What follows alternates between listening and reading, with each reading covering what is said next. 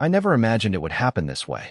In fact, I couldn't even begin to predict how quickly everything would spiral out of control.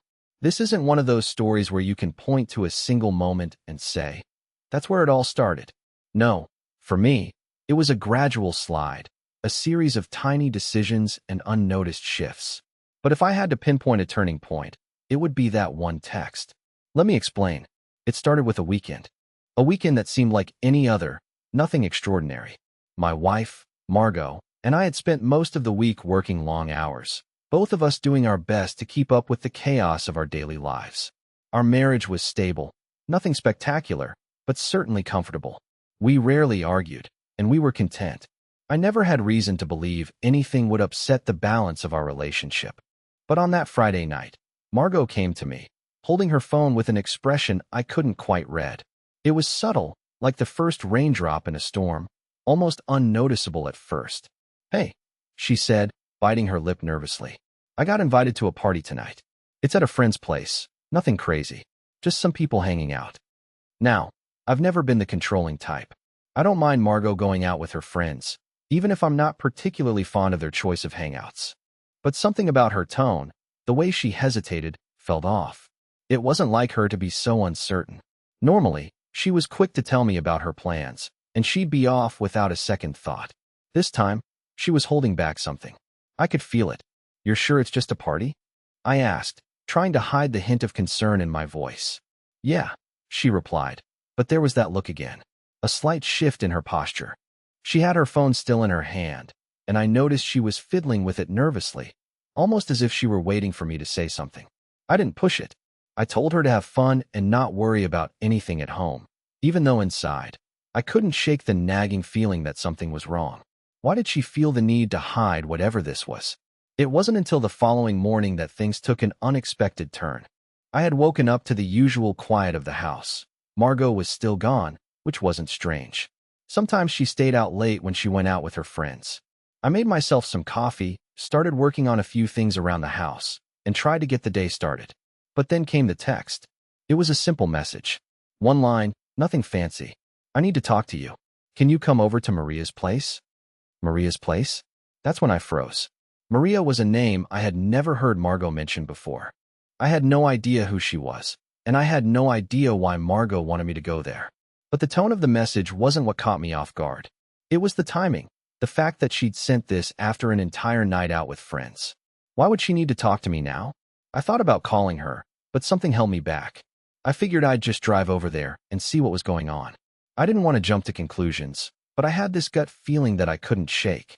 On my way to Maria's house, I couldn't stop replaying the events of the past 12 hours in my head. Every little detail about Margot's behavior from the night before started to unravel itself in my mind. Her unease, the way she avoided eye contact when she told me about the party, how she'd seemed almost too eager to leave. I arrived at the address in the text, and the first thing I noticed was the house. It wasn't huge, but it had an almost eerie feel to it. The kind of place you don't feel entirely comfortable in, even if nothing's wrong. I parked down the street and sat there for a moment, staring at the house, trying to figure out what exactly had gone wrong. Why had she asked me to come here? Taking a deep breath, I stepped out of the car and walked toward the door. I had no idea what I was going to find, but I felt an overwhelming sense of urgency, like I was on the edge of something big. I knocked, my knuckles tapping loudly against the wood. A moment later, the door opened, and there she was, Margot. But she wasn't the person I remembered from the night before. Her face was pale, her eyes red, and there was a tremor in her voice as she asked me to come inside. Something was definitely off. I stepped inside, trying to keep my composure, but my heart was already racing. I needed answers. I stepped inside Maria's house, the air inside thick with tension. The walls were bare, except for a few framed photographs, and the faint smell of something sweet lingered in the air. It was far quieter than I expected, no signs of a party, no music blasting, no chatter. I glanced around, wondering if I had walked into the wrong house or if this was some kind of strange setup. Margot, standing near the door, looked even more disoriented than she had in the text. "Are you okay?" I asked, my voice quieter than I intended. I was trying to make sense of what was happening, but it felt like there was some unspoken truth hanging in the air that neither of us was willing to speak. Margot didn't answer immediately. She looked down at the floor, her hands clasped tightly in front of her. It was then that I noticed her phone, clutched in her trembling hands. I felt a knot in my stomach. Why was she acting like this? It wasn't like her to seem so distant, so cold. She'd always been the confident, independent woman I had married. But now, something was terribly wrong. I don't know where to begin, Eli, she said softly, her voice cracking slightly. The vulnerability in her voice threw me off guard. This wasn't the woman I'd gone to bed with just hours earlier. The person standing in front of me was someone completely different, someone I couldn't recognize. I stepped closer, needing to understand, to get a grip on whatever was happening. Margot, what's going on? Why do you look like that? What happened last night? Her eyes flickered to the side, avoiding mine. She took a deep breath, like she was gathering the strength to say something that would change everything. I waited, the silence stretching between us. I felt my heart pounding in my chest, a feeling of dread creeping in. I don't know how to explain this, but, she began, and I noticed her voice growing steadier, more controlled as if she was bracing herself. Last night, at the party, I met someone. The words hit me like a punch to the gut. It was so casual, so nonchalant, like she was talking about the weather, but I could feel my pulse quicken. I took a step back, my mind racing to process what she just said. Someone? At the party? Before I could say anything, Margot held up a hand, stopping me. Please just let me explain, Eli. It's not what you think. I nodded slowly, urging her to continue. She looked down at her hands again, as if she was searching for the right words. I didn't plan for it to happen. I really didn't, Eli. I wasn't even looking for anything. But you have to understand. I didn't expect him to be there. And then, everything just sort of happened. I felt my stomach twist. I didn't want to hear this. I didn't want to know. My instincts were screaming at me to turn around, to walk away, to ignore everything she was about to say. But I stayed, frozen in place, waiting for her to finish. He's someone I've known for a while, she continued, her voice shaking slightly. He's been a friend of Maria's, and I thought he was just another guy. But the moment I saw him, everything changed. The way he looked at me, the way he talked to me, it was different. It felt intense. I wasn't expecting it, Eli. I could feel my breath quicken, a mix of anger and confusion surging within me. What was she trying to tell me? That she was drawn to someone else. That it all just happened. I wanted to scream, to shout, to demand answers. But instead, I stayed quiet, trying to digest her words. Eli, please, Margot said, her voice now full of desperation. You have to believe me. It didn't mean anything. It was a moment. A stupid moment that I regret more than anything. But I don't know how to undo it. I stood there, staring at her, the room spinning. My mind was racing, trying to make sense of everything. I thought I knew this woman, but now I was questioning everything. What did this mean? Why was she telling me now? Who is he? I managed to croak, barely able to get the words out. I had to know. I had to understand what had happened, what kind of person she'd been with. Who had she met at this party? Her lips pressed together, and for a moment, I thought she might say nothing. Then, in a voice barely above a whisper, she spoke. His name is Nolan. Nolan. The name echoed in my head, a complete stranger's name that I now had to face. My hands were clenched at my sides, trying to hold on to some kind of control, but I could feel it slipping away. Do you care about him? I asked, my voice shaking, though I didn't want it to.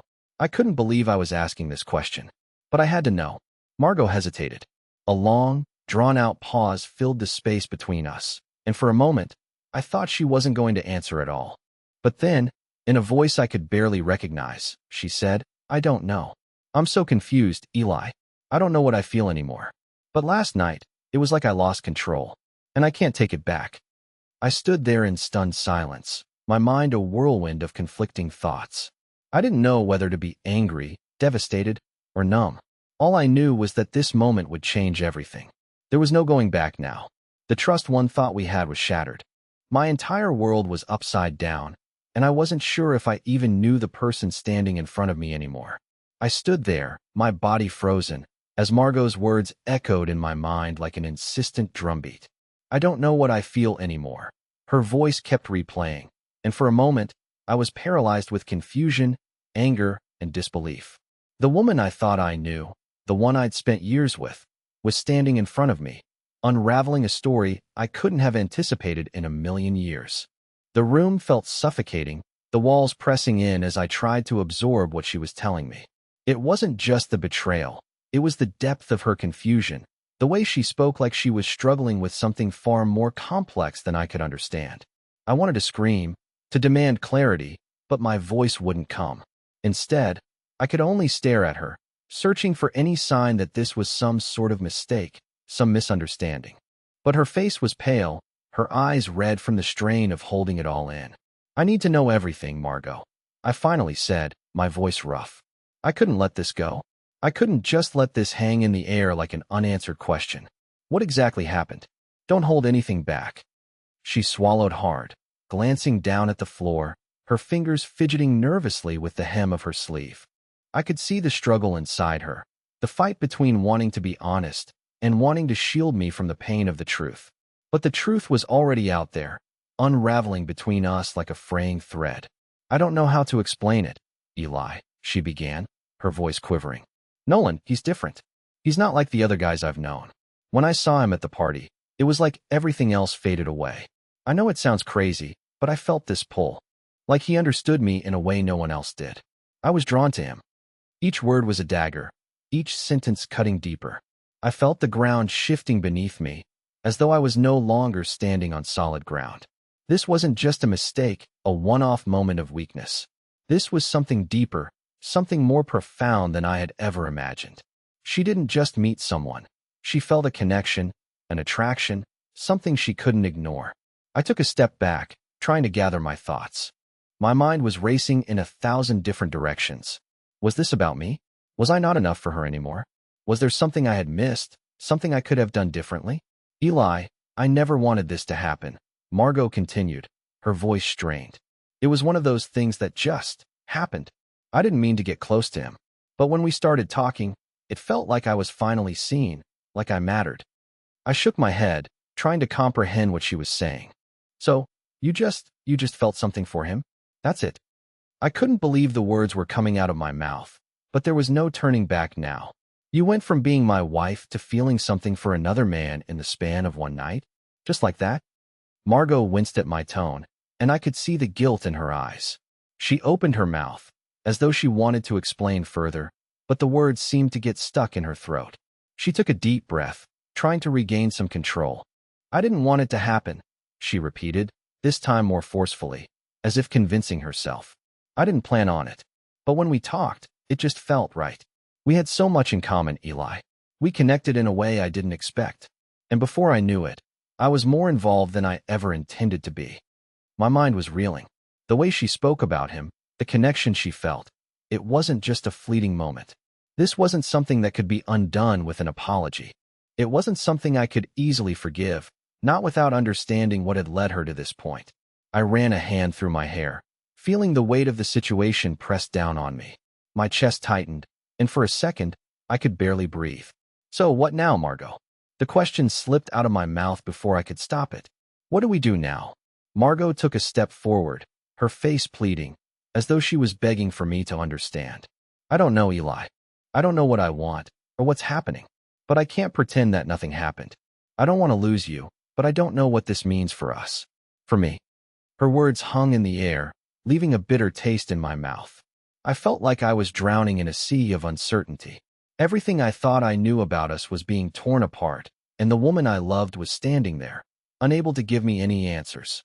"I'm not sure I can do this," I said quietly, though it felt like a knife to my own heart. "I don't know if I can just move past this, if I can just pretend like everything is fine." The silence between us grew heavier, and I could feel the tension tightening around us. We were standing on the edge of something that would either break us or make us stronger, but I wasn't sure which one it would be. Margot reached for my hand, her fingers trembling as she touched mine. "Please, Eli. I'm sorry. I never meant for it to go this far. I never meant to hurt you." But her apology didn't feel enough. It didn't feel like it could undo the damage that had been done. The trust, the foundation we had built together, was shattered, and I wasn't sure if it could ever be rebuilt. As I stood there, staring at the woman I once thought I knew so well, I realized that nothing would ever be the same again. This moment, this conversation, was just the beginning of something much bigger, something that neither of us were prepared for. I had no idea what the future held, but one thing was certain. Our lives were about to change in ways we couldn't even begin to imagine. The silence between us stretched longer than I could handle. I wanted to say something, anything, to break the tension, but nothing came out. It was like the words were stuck in my throat, each one more painful than the last. Margot's hand was still on mine, but it felt distant, like it didn't belong there anymore. She was trying to hold on to me, trying to salvage what was left of our connection, but the harder she held on, the further away I felt. I took a step back, pulling my hand from hers, and that simple movement felt like a blow to the chest. Her face fell, the hurt visible in her eyes. But there was something else too, something darker, something that I hadn't seen before. Maybe it was guilt, or maybe it was fear. Either way, it was there, and it made everything feel more real. The words she had spoken weren't just words anymore. They were a door that had been opened, and once it was open, there was no shutting it. "You don't get it, do you?" I asked, my voice barely above a whisper. The anger, the frustration, the pain, they all welled up inside me like a dam about to break. "You don't understand what this is doing to me. I don't know who you are anymore, Margot. I don't even know if I can trust you. I don't know if I ever could." Her eyes widened, as if she wasn't prepared for the words to hit that hard. But I couldn't stop myself. I was sinking into a place I didn't want to be, a place where all I could feel was betrayal and confusion. Every minute I stood there, listening to her try to explain, made it worse. She was telling me about this other man, this Nolan, and yet all I could hear were the lies. Not because I thought she was lying. No, I could see in her face that she wasn't. But because I couldn't reconcile the woman I knew with the woman who had been with someone else. She stepped toward me, her voice shaky but insistent. "Eli, please, don't say that. I didn't want this. I never wanted to hurt you. You have to believe me, I'm not." "Not what?" I cut her off, my voice growing louder. "Not a liar? Not a cheater? You're standing here, telling me that you felt something for another man, and I'm supposed to believe that this is some sort of mistake? How can you expect me to believe that?" I could see the tears welling in her eyes, but I didn't care. She had already broken something inside me, and no amount of tears was going to fix it. "I don't know if I can believe you anymore," I whispered, almost to myself. Her face crumpled in despair, and she stepped back, as if the words had struck her harder than I could have imagined. "I don't know what to do, Eli. I don't know how to make it right. I don't know how we got here." And that was it, wasn't it? The reality of what she had done wasn't just in the act itself. It was the fact that she didn't know how it had happened, that she was confused about it, like it was some kind of fluke. It wasn't a mistake, it wasn't an accident. It was something that had been building, something she hadn't been able to stop. The truth hit me like a ton of bricks. The woman I loved, the woman I had built my life around, had felt something so strong for another man that she couldn't stop it. That realization was harder to swallow than any betrayal I had ever faced. I had never doubted her loyalty, never questioned her commitment. But now, all I had was this cavernous hole where trust used to be. I turned away, my eyes scanning the room, anything to avoid looking at her. I couldn't bear to see her like this, couldn't stand to watch the woman I loved crumble in front of me. I didn't want to be the one to break her heart, but I couldn't pretend anymore. "I don't know what to say," I muttered. My head was spinning, my thoughts scattered. I was supposed to be the one who held it together, the one who could find a way through any storm, but right now I felt like I was drowning. "Eli," she whispered, taking another tentative step toward me. I could hear the shakiness in her voice, but I didn't want to turn around. I couldn't. I needed space. I needed time. "I need you to go," I said, my voice barely audible. But the words were final, like an anchor pulling me under. "I need to think. I need to figure this out." I heard the soft intake of breath behind me, and I knew that she was hurt, that she didn't understand why I was pushing her away. But I had to. I had to get my bearings before I did something I'd regret. I couldn't talk to her right now. I couldn't hear her apologies or her attempts to explain it all away. I needed to process what had happened, to make sense of everything that was falling apart around me. There was a long pause, and I could feel her presence, like a weight in the air. Then, I heard the soft shuffle of footsteps, and I knew she was leaving. She didn't say anything else. She didn't argue. She just walked away, and for the first time in years, I felt utterly alone. As I stood in that quiet room, the gravity of what was happening crashed over me. This was it. This was the turning point. There was no going back. Everything had changed, and I was stuck in the middle of a storm I couldn't control. The sound of Margot's footsteps fading into the distance felt like the closing of a door I couldn't open again. I stood there, motionless, my breath shallow and ragged as I processed everything that had just happened. I didn't know how long I stood there in that room. Minutes, maybe hours, but the silence felt deafening. It was a silence that had never existed between us before. The kind of silence that wasn't peaceful, but oppressive. It filled the room with all the things we couldn't say, all the things that had broken without us even realizing it. I tried to shake the feeling, to focus on something, anything, but the images kept coming back. Margot's face, her voice, the way she looked when she told me about Nolan. Her confession felt like a distant echo now, but it was louder than ever in my mind. It wasn't just about what had happened. It was about everything that had led up to it. The way she was acting, the way she held herself last night, as if something had shifted in her, something she hadn't told me. And I had missed it all. I couldn't stand being in that house anymore. The walls that once held our laughter, our moments together, now felt like they were closing in on me. I grabbed my jacket and keys and walked out into the cold air, hoping that some space between the two of us would help me think, help me breathe. I didn't know where I was going, didn't know what I was looking for, but I needed to get away from the house, from everything that was suffocating me. I drove aimlessly, trying to clear my mind, but every street I turned down, every passing sign, seemed to remind me of something I didn't want to remember. I kept thinking about Nolan, about the way she described him. I couldn't help but wonder who he was, what made him so different. Was he charming? Was he everything I wasn't? The questions gnawed at me, but I refused to entertain them. I didn't want to know about him. I didn't want to know how Margot could make a decision that completely disregarded everything we had built together. After what felt like an eternity, I ended up at the park, the place we used to visit on quiet afternoons, before life got so complicated. The bench by the lake was empty, just like everything else in my life right now. I sat down, my hands trembling as I stared at the still water. The trees, bare and lifeless, seemed to mirror the emptiness I felt inside. What now? What the hell was I supposed to do with all of this? There was no manual for this kind of pain. No guidebook for how to deal with a betrayal that wasn't just a one-time mistake, but a crack that had formed over time, something that had been growing while I was too blind to see it. I closed my eyes, trying to steady myself, but every time I breathed, I was hit with the same wave of confusion. The trust that had once been the foundation of our relationship was shattered, and there was no way to glue it back together. I could feel the heaviness of it in my chest, in the pit of my stomach. I pulled my phone from my pocket, staring at the screen. Margot had tried to call several times since she left, but I couldn't bring myself to answer. What would I say to her? What was there to say? Every conversation we'd had in the last few hours felt like an argument with no resolution. A part of me wanted to reach out, to hear her out, but another part of me wanted to distance myself, to protect what little of my heart hadn't been torn apart by her words. I thought about calling my friends, but that didn't feel right either. What could they say? What comfort could they offer when everything in my life felt so upside down? So I just sat there, alone, trying to make sense of the chaos in my head. Hours passed, and the weight of it all didn't lift. It only grew heavier. By the time I headed back home, the night had fallen completely, and the house loomed in front of me like a prison. I didn't know what I was walking back into.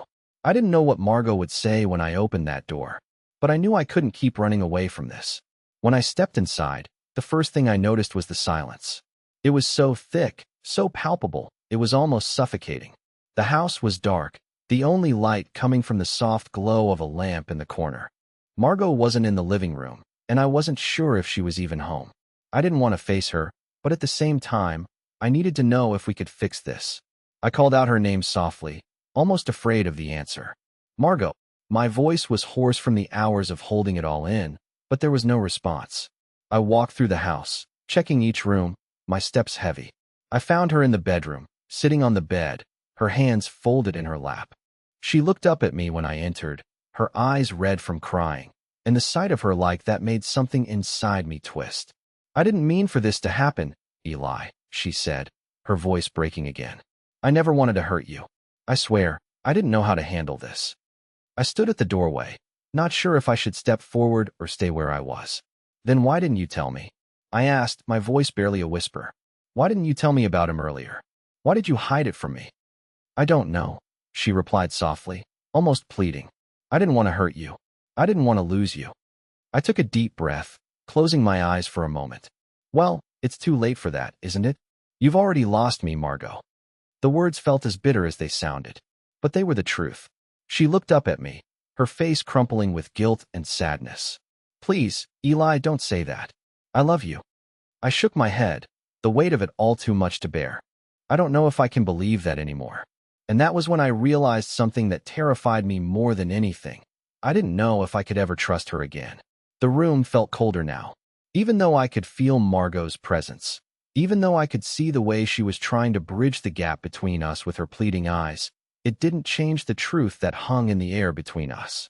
I couldn't just ignore what had happened. I couldn't pretend like everything was okay. The trust that once tied us together had been shredded in a matter of hours, and I didn't know how to pick up the pieces. She was sitting there, on the edge of the bed, her face pale, her body tense, but I couldn't bring myself to feel sympathy. Not right now. I can't do this, Margot, I finally said, my voice low but firm. The words felt heavy, like I was carrying a weight I didn't want to bear anymore. I don't know if I can forgive you for this. For everything. She shook her head, her eyes wide with disbelief. You can't just give up on us like this, Eli. We've been through so much together. We're not perfect, but we can get through this. I closed my eyes, trying to contain the anger that was threatening to spill out. I didn't know if I was angry at her or angry at myself for letting it get to this point. It's not about perfection, Margot. It's about trust. About respect. And you. I stopped myself, shaking my head. You went behind my back. You crossed a line, and now you're sitting here asking me to forgive you like it's nothing. The tears that had been building up in her eyes finally spilled over, running down her cheeks. She reached up to wipe them away, but the look on her face wasn't just guilt anymore. It was desperation. I couldn't remember the last time I saw her so broken, so utterly lost. I don't want to lose you, she whispered. Please don't walk away from me. But what was I supposed to do? How could I pretend like everything would be fine again? I couldn't just forget what she'd said, what she'd done. I could see it now, the way everything had led up to this moment, how she'd been slipping away from me for weeks, maybe even months. She'd been distant, cold, unreachable, and I had been too blind, too wrapped up in my own life, to notice it. I didn't want to confront the possibility that maybe she wasn't the woman I thought she was anymore. I don't know what to do, I admitted, my voice barely audible. I feel like I'm living in a nightmare, and I don't know how to wake up. Margot reached out again, her hand trembling as she touched my arm. I didn't pull away, but I didn't respond either. I was stuck in this limbo, unsure of what to do next. I wanted to be angry. I wanted to walk out that door and never look back. But there was a part of me that still cared, still held on to the hope that this could somehow be fixed. But could it? You can't just walk away from everything we've built, she said, her voice thick with emotion. I know I messed up. I know I hurt you. But I swear, I didn't want this. I never meant for it to go this far. The words didn't comfort me. They didn't fix anything. It was like hearing someone apologize for something they couldn't undo. It was just words. And words weren't enough anymore. I took a step back, needing some space. I couldn't look at her anymore. I couldn't bear to see the woman I loved, the woman I thought I knew, falling apart right in front of me. She wasn't the same person I had married. Not anymore. And I wasn't sure if I even knew who I was anymore. I don't know if I can believe you, I muttered, barely able to meet her gaze. I don't know if I can believe anything you say anymore. She gasped, like the words cut her deeper than any physical wound ever could. Eli, please, she said, her voice breaking. I'm not asking you to forget. I just want you to trust me again. Please. But the trust was gone. It had evaporated into thin air, leaving nothing but a hole where it used to be. How could I rebuild it? How could I give her a second chance when I didn't even know who she was anymore? The thought of Nolan lingered in my mind like a poison. I didn't want to know more about him. I didn't want to imagine the things they had done, the things they had shared. But every part of me was desperate for answers. Desperate to know what had happened in that brief moment, that night, when everything changed. I need to know, I said suddenly, my voice sharp. I need to know what happened. I need to know everything. Margot flinched, like she wasn't prepared for the question, like she had been hoping to avoid it. But there was no avoiding it now. I had to know. I need you to tell me, Margot. I need to hear it from you. She hesitated, and I saw the struggle in her eyes. I could tell she was trying to figure out how much to reveal, how much to hide. But it wasn't about what she thought I wanted to hear. It was about the truth. I needed the truth, no matter how ugly it was. I don't know where to start, she whispered, almost to herself. I don't know how to explain it. But Nolan, she stopped, her hands shaking. He made me feel things I hadn't felt in a long time. He made me feel alive again. I wasn't expecting it, Eli. I didn't want it to happen, but it did. I tried to fight it, but I couldn't. And now, I don't know how to fix it. The words hit me harder than I expected. I could hear the guilt in her voice, the regret, but it didn't change the fact that it had happened. She hadn't just kissed him. She hadn't just flirted with him. She had fallen for him. And no matter how much she regretted it, no matter how badly she wanted to undo it, the damage had already been done. I wasn't sure how to feel anymore. All I could think about was that one night, what had happened, what had been said, what she'd shared with him. I was standing on the edge, and I didn't know if I was going to jump or if I was going to turn around and try to put the pieces back together. The question was there anything left to salvage? Or was this just the end of everything? The silence in the room was suffocating. Margot's words hung in the air like a heavy fog, clouding my thoughts, weighing me down. I had always believed that love was supposed to be something constant, something you could count on, a foundation you could trust without question. But now, everything was in pieces, and I didn't know how to pick them up. I didn't know if I even wanted to. Margot's face, pale and tear-streaked, was the last thing I expected to see. Her vulnerability, her regret, it should have softened me, but it didn't. It only made the truth more painful. The reality was clear now. She had been willing to risk everything for something fleeting, for a moment of excitement, of connection with someone else. And now, she was sitting in front of me, apologizing, asking me to believe that it didn't mean anything. "I'm so sorry, Eli," she whispered again, her voice trembling. "I never meant for any of this to happen. I never wanted to hurt you." I stared at her, trying to process her apology. But how could I? How could I look at her the same way after everything that had unfolded? How could I believe that it didn't mean anything when she had admitted to feeling something for another man? The betrayal wasn't just in the act. It was in the fact that she was still trying to convince me it was a mistake, that it didn't matter. But it mattered. It mattered more than anything else. "I don't think you understand," I said, my voice low, almost unrecognizable. The pain was boiling inside me, threatening to spill over, but I kept it contained. "For now, it's not about forgiveness, Margot. It's about trust. And you destroyed that. You destroyed everything we had, and you're sitting here, asking me to just forget it all." She winced at my words, and I could see her trying to hold back more tears, her hands clasped tightly in front of her, as if she could hold herself together. "I don't want to lose you," she pleaded again, her voice cracking. "Please, Eli, I love you. I made a mistake, but I can't imagine my life without you.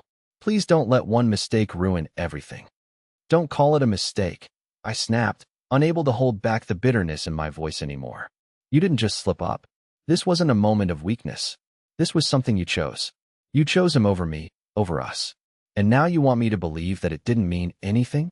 That it was just some fleeting connection?" Her face crumpled as I spoke, and I could see the guilt in her eyes. But there was also something else, something I couldn't quite place. A defensiveness? A fear of losing control? I didn't know, but I didn't care anymore. I couldn't keep pretending that everything was fine when it wasn't. I took a deep breath, my hands gripping the edge of the chair I had unconsciously seated myself in. My mind was racing, replaying the events of the past few days, everything that had led to this moment.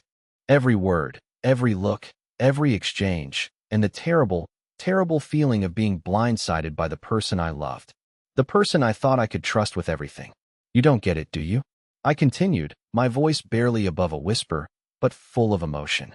"This isn't something we can just fix with apologies. It's not that easy. I don't even know if I can look at you the same way anymore, Margot. I don't know if I can trust you ever again." She shook her head again, her face contorting in sorrow.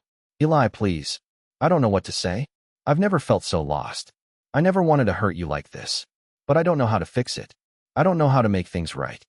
Her words were like knives, twisting deeper as she spoke. I wanted to feel sorry for her. I wanted to believe that she was truly sorry, that she regretted what had happened. But the truth was, I couldn't see past the betrayal anymore.